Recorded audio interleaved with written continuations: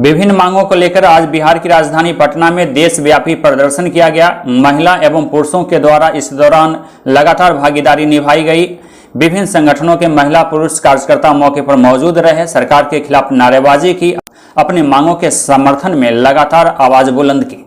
तो है, लेकिन जब हम हमारे राजनीतिक जो कार्यकर्ता है और जो जनतांत्रिक अधिकारों पर जिस तरह से सरकार अदा कर रही है, जो लोग आंदोलनकारी है उनको जेलों में घुसा जा रहा है, नौजवानों को मारा जा रहा है, अगर वही जिंदा नहीं रहेंगे तो हमारा जनतंत्र हम लोग सीए एनआरसी विरोधी मोर्चा के तहत हुए हैं। ये राष्ट्रीय कॉल है और हमारे देश भर के ऐसे कार्यकर्ताओं को गिरफ्तार किया जा रहा है जो कि इन मुद्दों को लेकर सड़कों पर है आंदोलन कर रहे थे। लॉकडाउन को क्या बहाना बनाकर सरकार ने उनको गिरफ्तार किया। आज हमारा ये इसी के विरोध में प्रदर्शन है और ये प्रदर्शन जारी रहेगा, क्योंकि सरकार जिस तरह से लोकतांत्रिक अधिकारों पर हमला कर रही है, एक गर्भवती महिला को गिरफ्तार कर जेल भेज दिया गया है, नौजवानों को पकड़ रही है, तो ये तो आंदोलन चलेगा। पुलिस प्रशासन के लोग भी आए थे आपसे बात करने, क्या कुछ कह रहे हैं? उनकी तरफ से क्या नहीं अभी आप नहीं कर सकते, क्योंकि हमारे अधिकारों का हनन हो रहा है। हम ही जिंदा नहीं रहेंगे।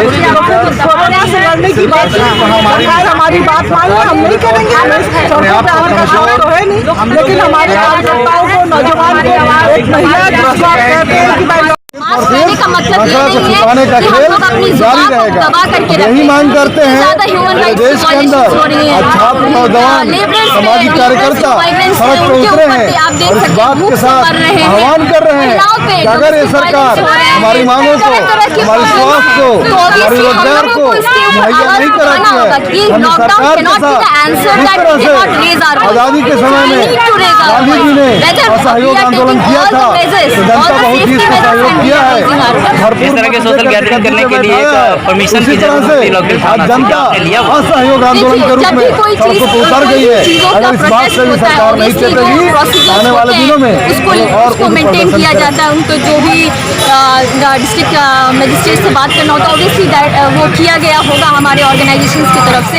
लेकिन जो मूल मुद्दा ये है कि जब ह्यूमन राइट्स का वायलेशन अभी इतने मुश्किल समय में हो रहा है, तो obviously we need to raise our. और ये हमको, आपको, आप जानते होंगे कि अमेरिका में मीडिया, सोशल मीडियाज और जो एक्टर्स हैं वो भी आवाज़ उठा रहे हैं गलत के खिलाफ। किसी भी समय में, चाहे वो कोई भी समय हो, आवाज़ उठाते रहना। इमरजेंसी के समय में आज आप जॉर्ज फर्नांडिस को लेकर के उनका अनावरण हो रहा है, वो क्या इमरजेंसी के खिलाफ आवाज़ उठाएगा? ऑब्वियसली जो भी प्रॉब्लम्स हो, आवाज़ उठाते रहना चाहिए। हिंदुस्तानी अवाम मोर्चा के राष्ट्रीय अध्यक्ष बिहार के पूर्व मुख्यमंत्री जीतन राम मांझी के निर्देश पर पूरे प्रदेश में जिलाध्यक्षों के द्वारा आवासीय कार्यालय में 2 घंटे का धरने का कार्यक्रम आयोजित किया गया।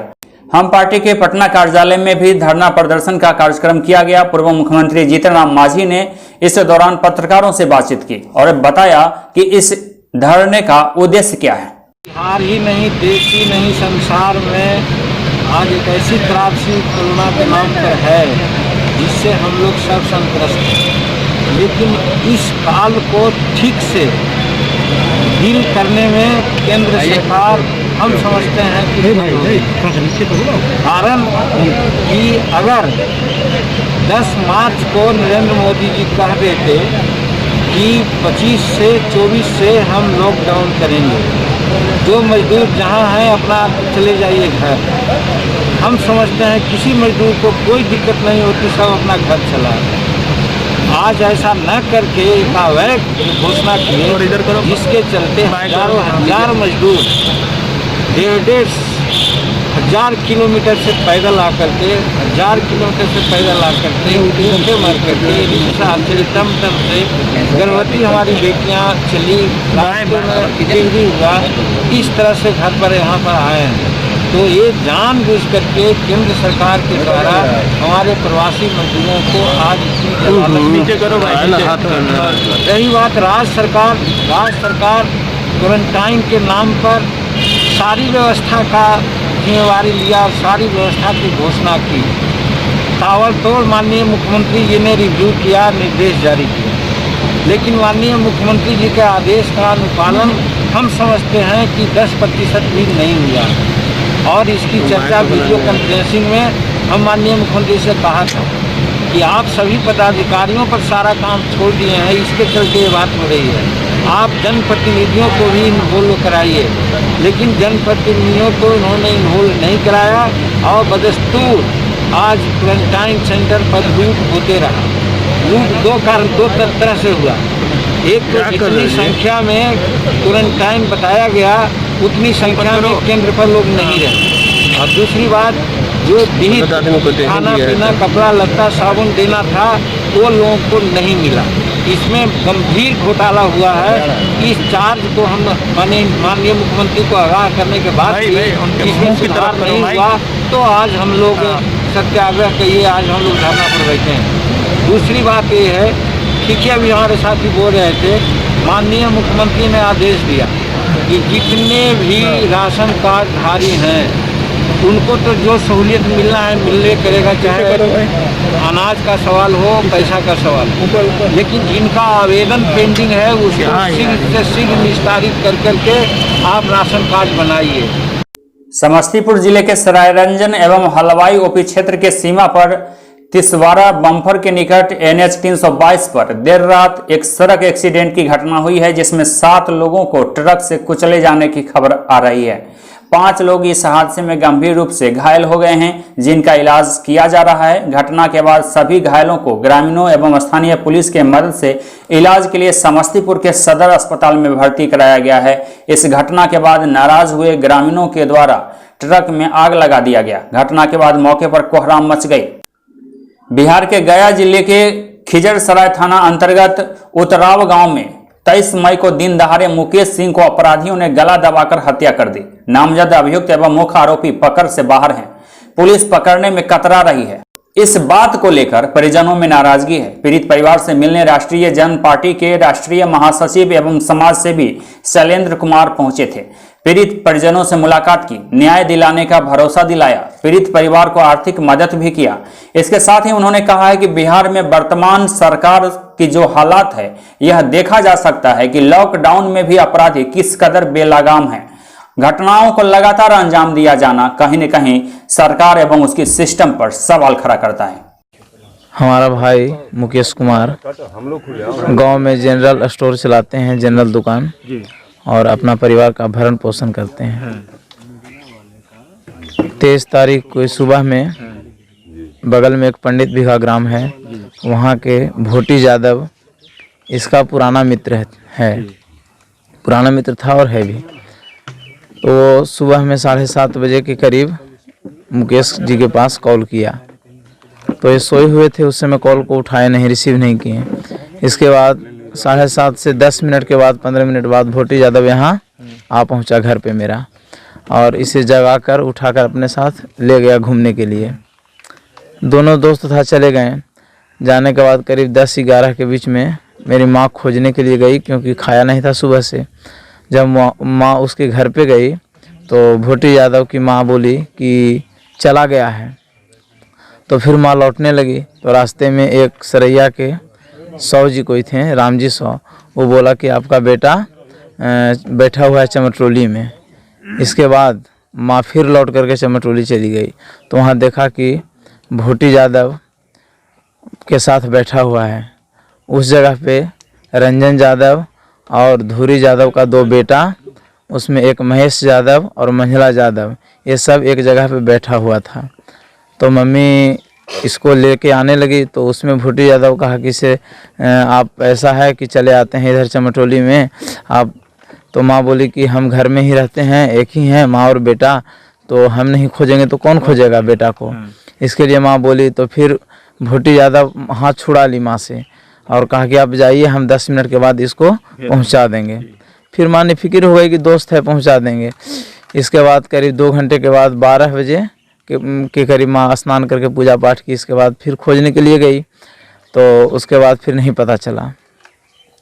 उसके बाद फिर माँ सोची कहीं गई होगी, कहीं गया होगा, आ जाएगा। फिर माँ घर लौट आई। उसके बाद करीब 3 बजे 4 बजे के करीब गांव में उधर के सभी लोग लगभग जान चुके थे। हरिजन टोली में यह घटना हुआ और वहाँ के सभी लोग करीब 12 से 1 के बीच में घटना हुई।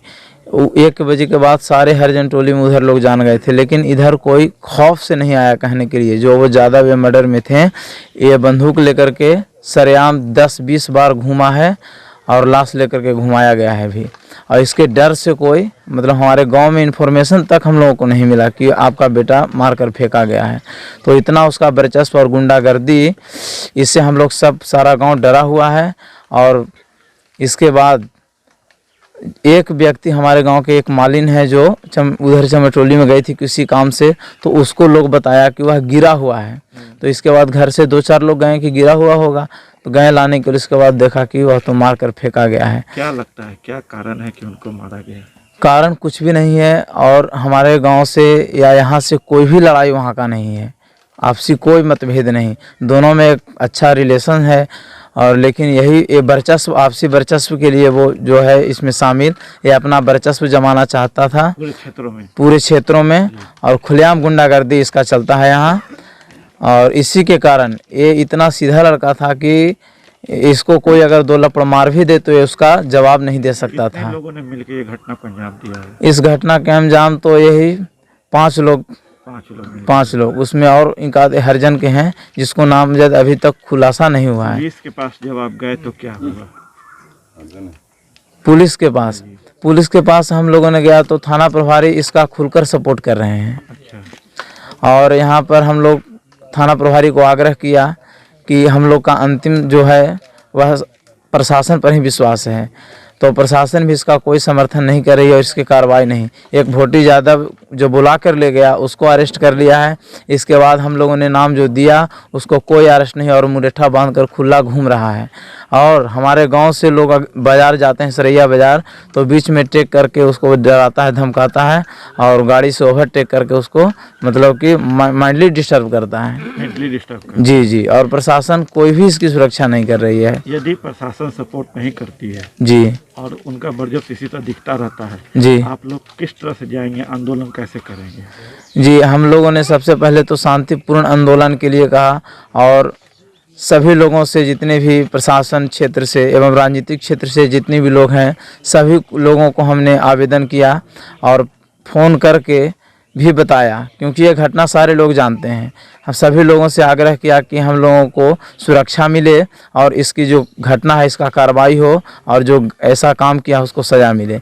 लेकिन इसका कोई भी उत्तर नहीं आया उधर से। जो लोग यहाँ से जाते हैं वो इस बात को भूल जाते हैं। तो हम लोग एक रैली निकालेंगे जो आक्रोश रैली के रूप में होगा, क्योंकि शांति तब रहेंगे जब शांत रहने देंगे। इसके लिए हम लोग तो विरोध में, सरकार के विरोध में नहीं, सरकार के समर्थन के लिए, क्योंकि सरकार हमें मदद करे, है ना। हम लोग बाजार डर से नहीं जाते हैं, डर से इतना खौफ उसका बन चुका है। जो थाना प्रभारी हैं उनका भी मिलीभगत रहता है। वो इस एरिया में कास्टिज्म